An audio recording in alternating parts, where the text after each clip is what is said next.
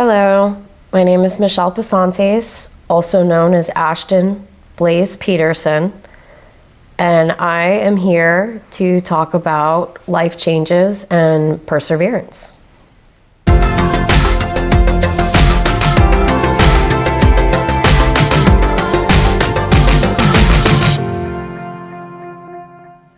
The title of my story is Perseverance.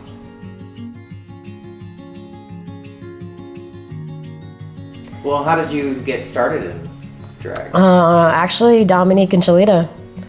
I had just moved here from New York in 2010. I didn't know a single person in the state of Florida. This was all new to me. And, where I'm from, I've been in the clubs and coffee scene since I was 14. And I was 20 when I came here. So I Googled gay clubs and Rebar popped up. So I walked into Rebar and Dominique being Dominique, I love her, but it's just Dominique. I go in there and I had lime green Hot Topic pants and I'm a break dancer. I was a professional dancer, did all sorts of things up in New York. And I was just having a grand old time by myself and of course all the lesbians are coming to me, and then this drag performance was about to start, and I've never seen one. I've never seen one. From New York? Yeah, but I didn't really go to drag performances. I went to club to dance, to have a good time, or coffee houses where we just be ourselves or whatever, but not so much. And typically not that many drag kings. I knew about drag queens. I didn't know a single thing about drag kings. But anyway, so she's going on stage, and she was having a great time. And she goes, "Look at this bitch in the bright orange pants." So we're all looking around for someone with orange pants. And then Gina was like, "Dominique, it's green." So she pulls me up on stage. And obviously it was my first time ever being there. And she asked the whole audience, because it was booming back then, "How would you like to see this, little lesbian dance or whatever?" And she goes, "You can dance, right?" I'm like, "Hell yeah." And, she was great about it. Next thing I know, I danced and I made probably more money than most people would their first. Booked me right then and there. Great. And I was actually one of the first drag kings performing over there. It was me, Trent. This was 10, 11 years ago. Yeah. Reggie, there was more drag kings there too. Now they're dwindled out. I only know a few. Yeah, so I would just do that, and I've always been kind of had a sexual identity crisis, I guess, to an extent. I know I'm gay. I don't equally say I'm bisexual, because yes, there's some confusion there, but there's really no love for that gender whatsoever, nor do I want to be that gender. But I met all these people and they were doing that, and they were like, "Hey, why don't you try this?" And I just did it because I've been performing and acting my whole life. So for me, it was just a way, a form of expression. And it got me attention. Is that where your story starts? I guess, yeah. That really was the build of this character, because it is a character for me. It's not entirely myself. When you think of perseverance, do you think of what in your mind is coming to you on why you think it's perseverance in your story? What's bringing it to that? Well, my story and my life has had way more obstacles than the average person. There's a lot of trauma, a lot of abuse, even addiction in there. There's just been so many trials and tribulations, so to speak, and a lot of conquering and then turning from victim to survivor. And now no longer even being the survivor, but just being the changed individual, trying to help other people get through dark times. How is it today? Today, I've gone through some stuff. This year in particular, I had lost the love of my life of 16 years in a house fire. And it was very difficult to cope with. I could have coped better. And I had to, once again, persevere. And that's what brought me back to Ashton, Blaze Peterson. Because for a while there, I wasn't performing. I actually was doing nursing and other things, and I just stopped going out. I'm also a mom. But after I lost the love of my life, I wanted to be around my people. I wanted to be around other people that understood me, that loved me for me, and just, not that I wanted to find a love connect, because, it's going to take a while there, but I just needed something that felt like home. Is there anyone in particular that pulled you out of the trenches? Yeah, actually, I had mentioned them. It was Ashley and Raphael or Vanessa, Joseph, and Alyssa. They were the huge, pivotal, people in that dark time that I needed. In that dark time that you're talking about, because I can't imagine. This just happened a couple months ago. I can't imagine going through anything like that. But during that dark time, what was... Because I know thinking back to it, it's difficult. But thinking about it, what could you tell somebody who is going through something similar? They won't go through the same thing. It'll be similar, because we all don't have that same experience. It's similar. But what would you tell that person or other people that, watching this today to get through it, to move forward instead of being in it? What would you tell them? I would tell them to remember your worth and to remember that your loved one, even though they're no longer physically here, they're still there. And to remember that love and comfort that they gave you. Because, in that moment, my world was crashing down. And it was just so hard and so unbearable that I chose the worst set of coping mechanisms. And I regret that. But now it teaches you a life lesson. If she was still here, I, of course, would be, elated and happy and full of love and wouldn't have to question anything. But I still feel that way.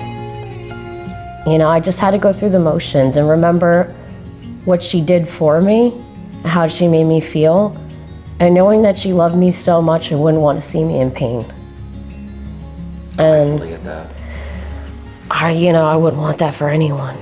No, to lose someone that you're with for 16 years, it's whether it's a year, 5, it's still tough. And your situation where you lost them in a fire, that is completely, It was unfathomable because it's just even how and why, and because she's my first everything, first friend.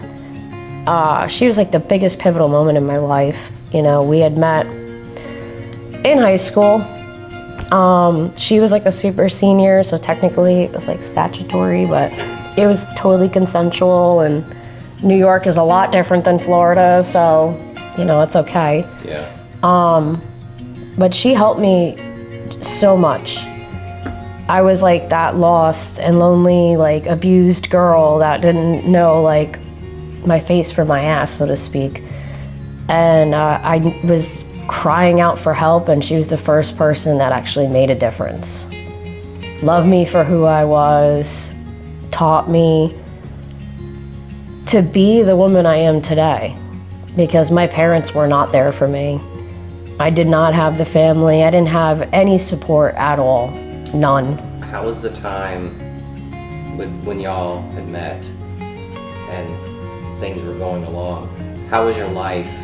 Because you talked about abuse and so forth. That's how we met, actually. The minute she came in, my abuser moved out. So when I say pivotal, I mean pivotal. I had the abuse had stopped. the minute she had came in, because she was the first person to make a difference.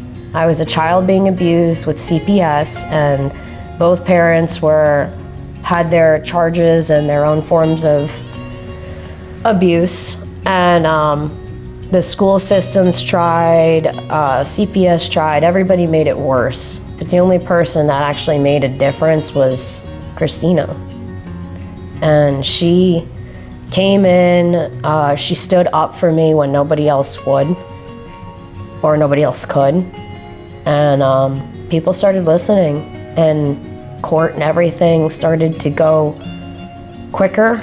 And my mom started to listen, and she got him out of the house, my dad, and you know, from there on, I felt safe.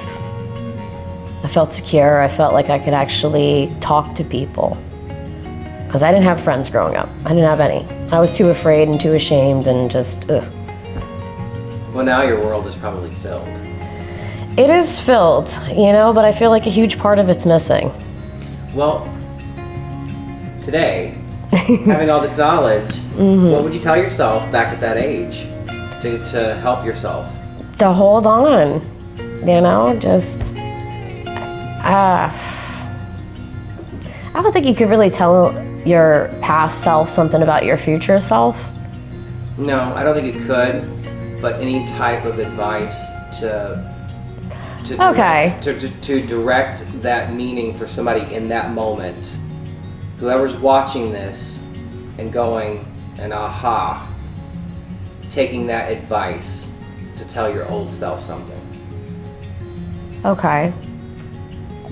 What I would say is, even when you feel unloved and the world has given none of that, that there is so much love and hope out there.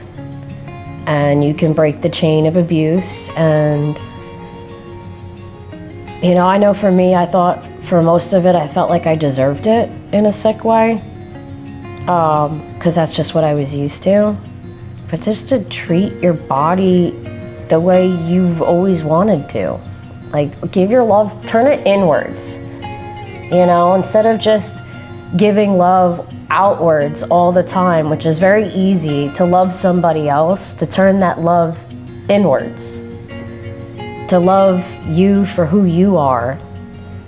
And to know what that is, and to know what to stand for and what not to.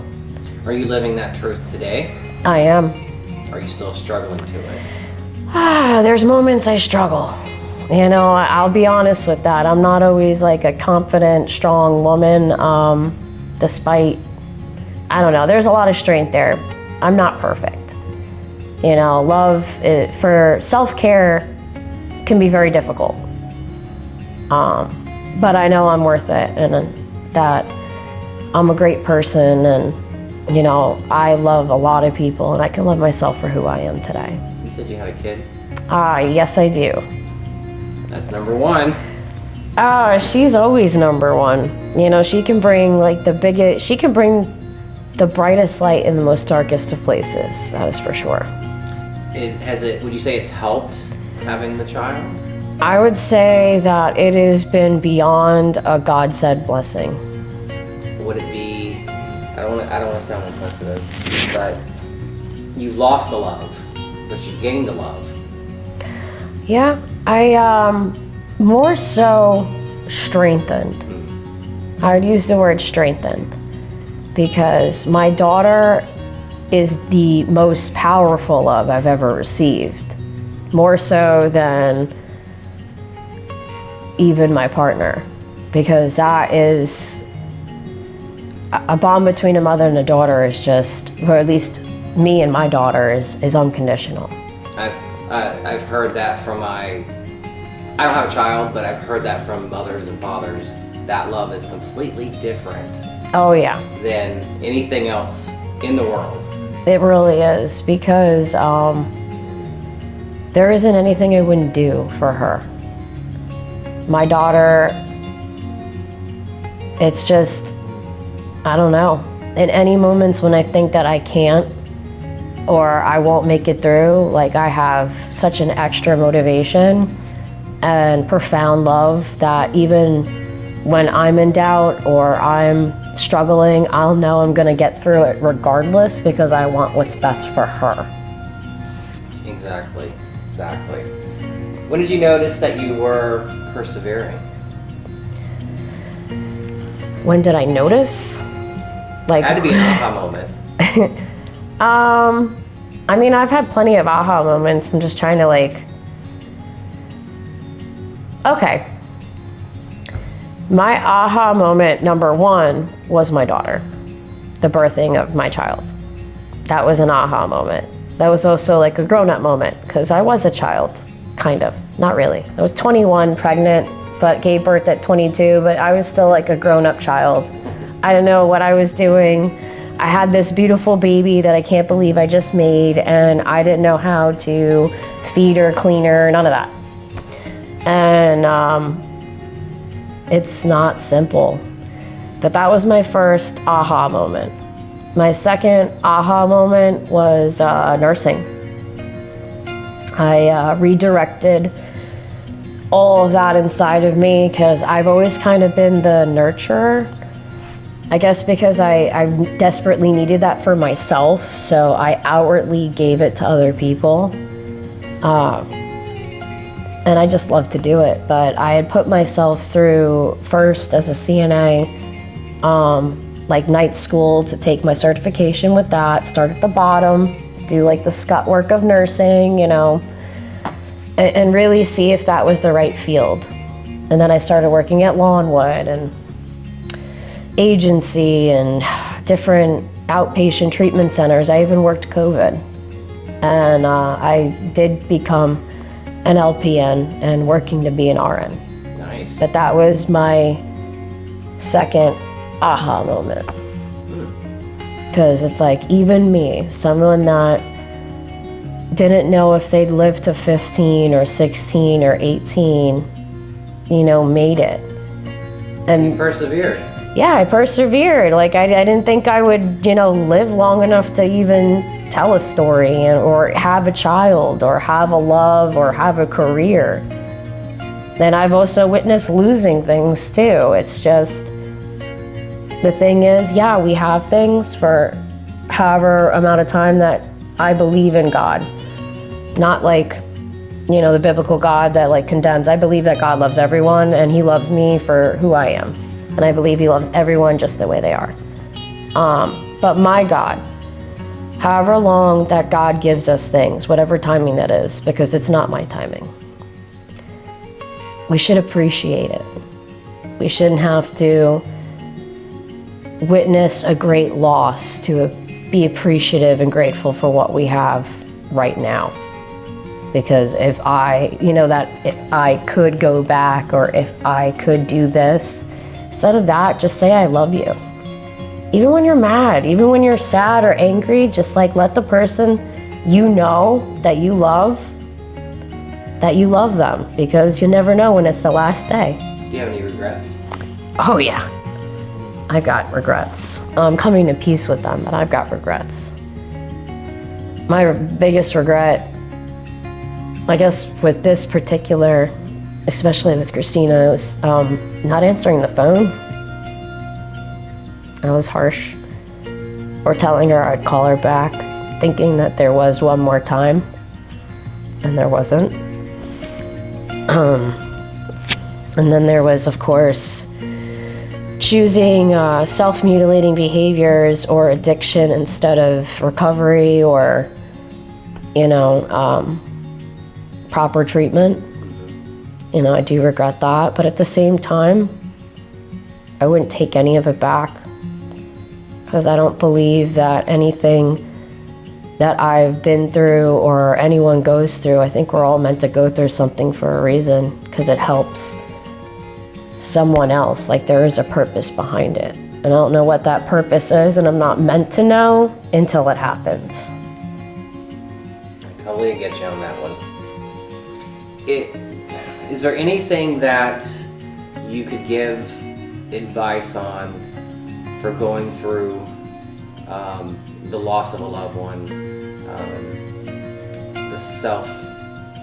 the way you treated yourself?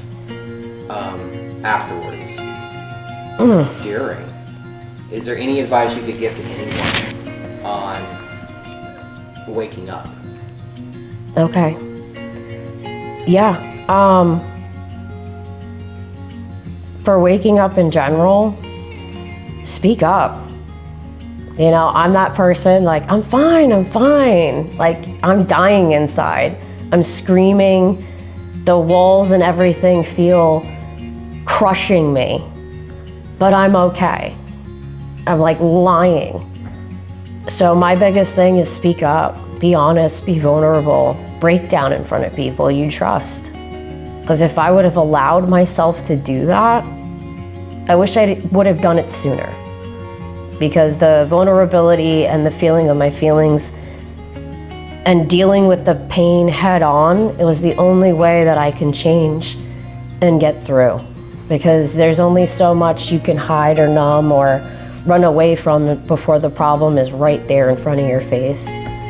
So just go at it, full blazing, feel your feelings. No matter how much it makes you look stupid, insane, crazy, whatever, the right people will be there, and it's not that terrifying. What's more terrifying is not going through it and possibly dying because you're chasing the worst set of coping mechanisms. Is there anything else you want to add to your story? Dying to get off your chest, or?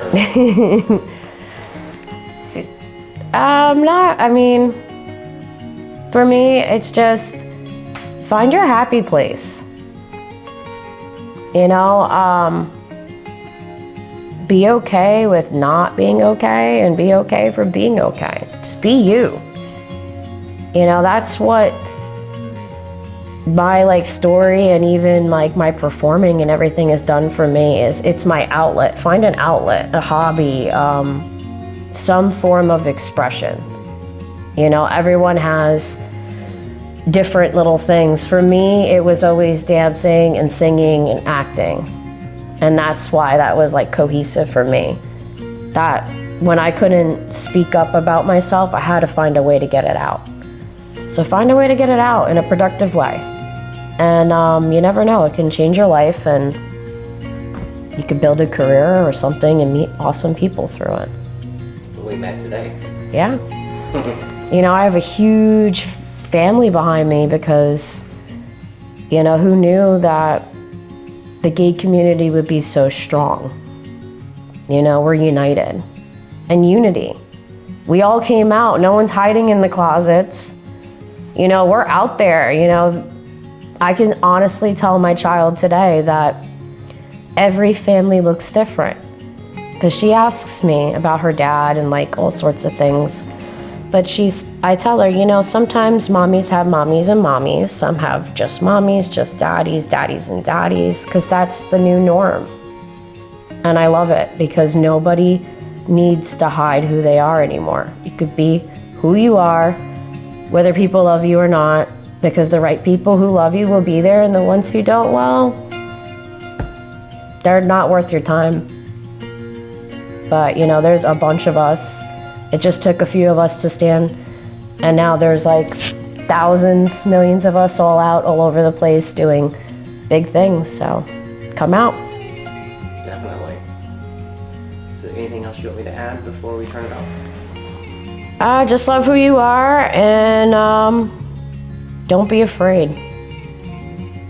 Because fear can actually be the best thing to help you change and persevere.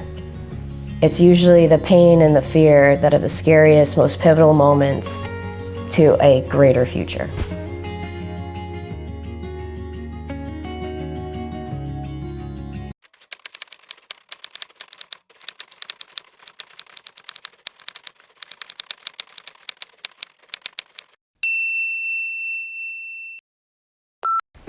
So hi, thank you for watching.